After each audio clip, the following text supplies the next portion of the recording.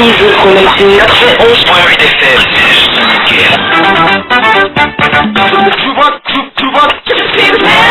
J'ai connu des choses. On n'appelle plus Atala. Soleil FM.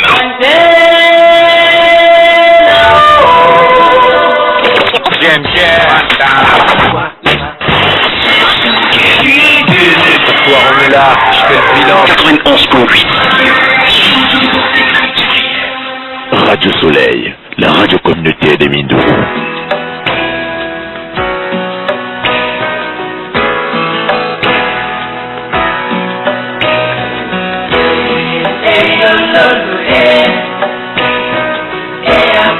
Mesdames, Messieurs, bonjour. Bienvenue à cet autre rendez-vous d'Espace Vert sur les ondes et les antennes de votre radio. Espace Vert, la tribune pour la sensibilisation afin de gérer durablement et de manière responsable nos forêts. Dans la dénonciation, une prise de responsabilité et une conscientisation de toutes les couches sociales s'avère être nécessaire. Espace Vert sur les ondes et les antennes de votre radio, c'est avec l'appui du FODER.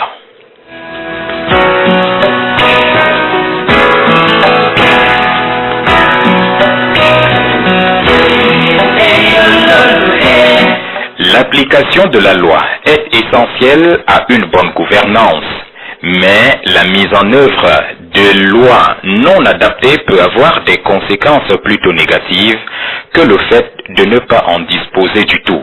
Aussi, il est fondamental que l'ensemble des parties prenantes participent à l'amélioration des lois relatives aux forêts, à la lutte contre la corruption et s'efforce de renforcer les droits des communautés qui vivent dans les forêts et grâce aux ressources issues de ces dernières.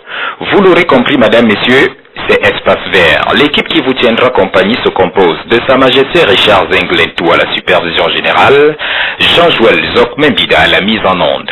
Devant ce microphone de présentation avec l'appui du FODER, Madame, Messieurs, Franklin et Bonda, je signe.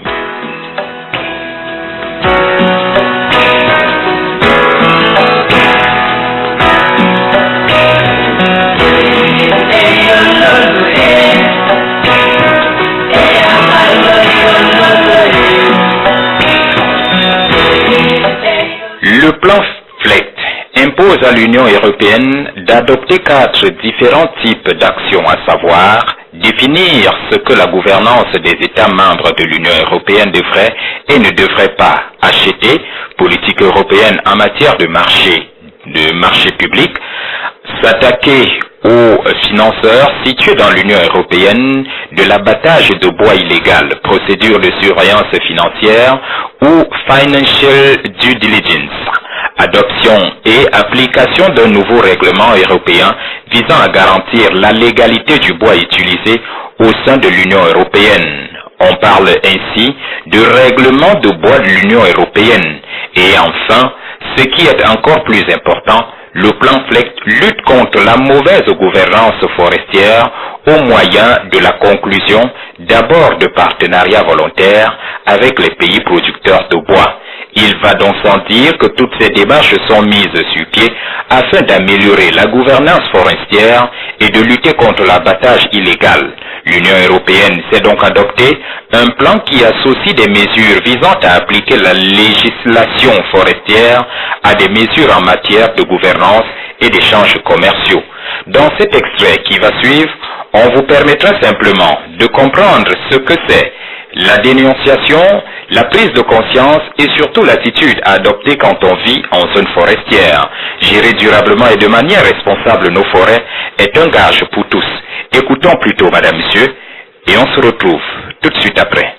Depuis des décennies, la forêt est une ressource vitale pour les peuples qui y résident. Véritable richesse, elle constitue pour les communautés la source de vie. Ici, les peuples autochtones et les communautés locales peuvent gratuitement se nourrir, se soigner, se vêtir et même se recueillir. Les produits forestiers non ligneux en compte en nombre et sont indispensables pour les besoins vitaux des peuples de forêt. Des peuples qui ne vivent principalement que de la chasse et de la cueillette. Et, depuis plusieurs années déjà, ces peuples profitent de la forêt pour exercer l'activité de subsistance, devenue favorable de par la terre fertile qu'offre l'espace forestier. La forêt est donc d'une importance. Il reste aujourd'hui vital de la protéger, mieux d'en assurer une gestion durable pour limiter les exploitations forestières ne respectant pas la loi. Ainsi, dans le processus d'accord de partenariat volontaire relatif à l'application de la réglementation forestière, la gouvernance et les échanges commerciaux de bois et de produits dérivés, en abrégé APP-FLEC, les communautés sont aujourd'hui appelées à mieux contribuer à la lutte contre l'exploitation illégale des forêts à travers les dénonciations des faits qualifiables d'illégaux. Pour y arriver, il est important que chacun d'entre vous d'être outillé pour déterminer ce qui est bois illégal ou bois légal. Les images suivantes vont permettre à chaque membre de votre communauté de mieux comprendre et de déterminer les indices d'exploitation des forêts ne respectant pas les lois en vigueur. Les indices de l'exploitation forestière qui ne respectent pas les lois sont nombreux et peuvent facilement être reconnus. Vous avez par exemple le non-respect des limites d'exploitation matérialisées à la peinture rouge.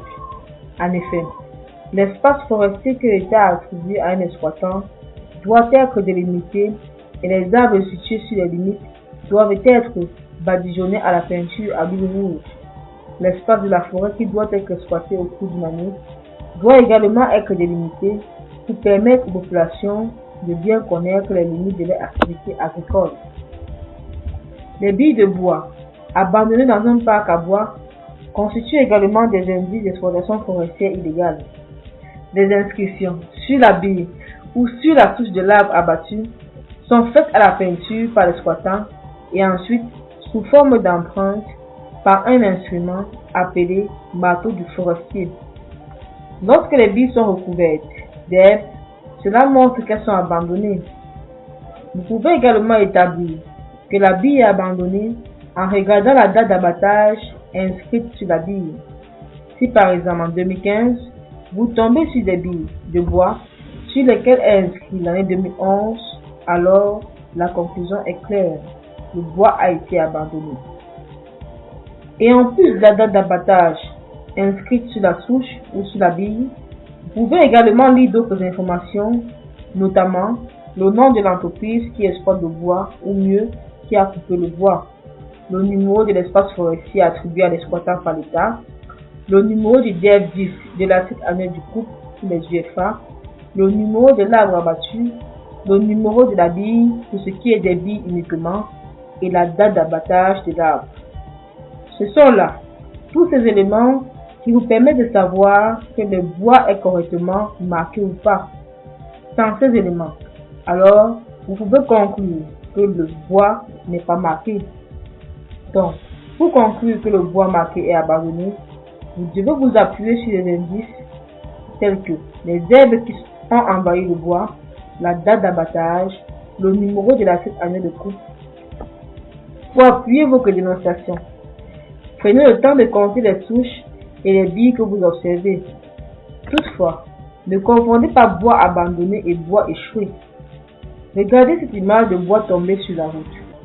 Vous avez certainement déjà vu ce type de bois sur le chemin que vous empruntez pour aller au marché ou alors rendre visite à vos familles. Quand vous voyez ces bois tomber sur la route, là, vous avez affaire à un bois échoué et non un bois abandonné. Ces bois échoués se retrouvent souvent sur la route à cause des accidents de circulation. Vous pouvez dénoncer la coupe des espèces interdites d'exploitation comme le bubinga. Lorsque sont les cours d'eau consécutifs à l'ouverture de la route par l'exploitant peut également être dénoncé car cela constitue un indice de l'exploitation forestière illégale.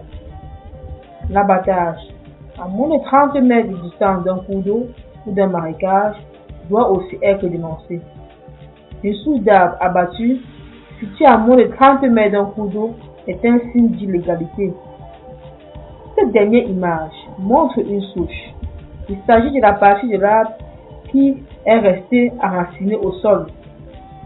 Sur cette image, vous avez un loupillier. Loupillier, c'est la partie de l'arbre qui est rattachée aux branches quand on coupe la bille. Vous devez savoir que même les souches d'arbres et de houppiers doivent être marquées. Lorsque tous ces faits cités sont observés, vous pouvez les dénoncer directement à l'autorité compétente la plus proche, comme par exemple le chef de poste forêt et chasse de la localité. Vous pouvez également contacter les organisations de la société civile, locale ou nationale, afin qu'elles vous appuient dans la collecte des éléments de preuve d'exploitation présumés illégales. Attention, nous insistons sur le mot présumé car seuls les agents du ministère des Forêts et de la Faune ayant prêté serment peuvent qualifier un fait observé d'illégal. Voilà, vous êtes maintenant édifiés pour observer vos forêts et dénoncer les actes qui ne favorisent pas la gestion durable des forêts.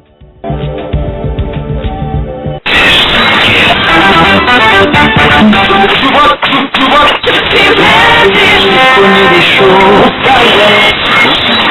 On n'appelle plus Atala. Soleil FM.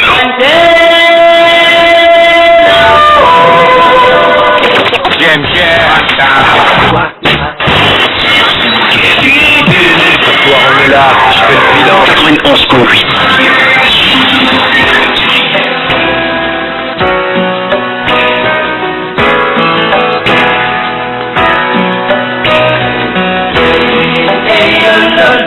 Il est clair, et au vu de ce qui précède, qu'une prise de conscience maximale et collective s'avère être nécessaire pour protéger et gérer durablement et de manière responsable nos forêts. Car, rappelons-nous, l'enjeu consiste désormais à faire en sorte que ces accords soient appliqués et que tous ces principes de dénonciation soient l'appropriation des uns et des autres pour que les APV conclus dans le cadre du plan FLECT puissent fonctionner. Les gouvernements devront encourager les ONG et les communautés à développer des compétences de surveillance et de signalement des illégalités, être disposés à faire preuve de transparence et agir une fois que des cas de corruption et d'illégalité auront été identifiés, ou à défaut, l'ensemble de leurs exportations s'en trouveront entravées. Le combat doit se poursuivre afin de garantir que les paroles se transforment plutôt en action.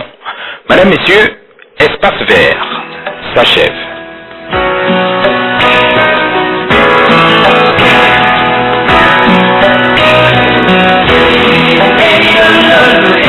Merci d'avoir écouté cette édition et d'être resté en notre compagnie. Espace Vert entre en gare. L'édition de ce jour permettait tout simplement d'abonder dans le cadre de la dénonciation et de la prise de conscience. Que faut-il faire? Lumière a été faite dans cette édition. Merci de nous avoir écoutés. L'équipe qui vous aura tenu compagnie se composait de Sa Majesté Richard Zenglentou à la supervision générale, Jean-Joël Zokmembida à la mise en onde. Madame, Messieurs, devant ce microphone de présentation, avec l'appui du FODER, je signe Franklin et Fonda. Merci de nous avoir écoutés et au plaisir de nous retrouver pour la prochaine édition. D'ici là, restez à l'écoute de nos programmes qui se poursuivent. Au revoir.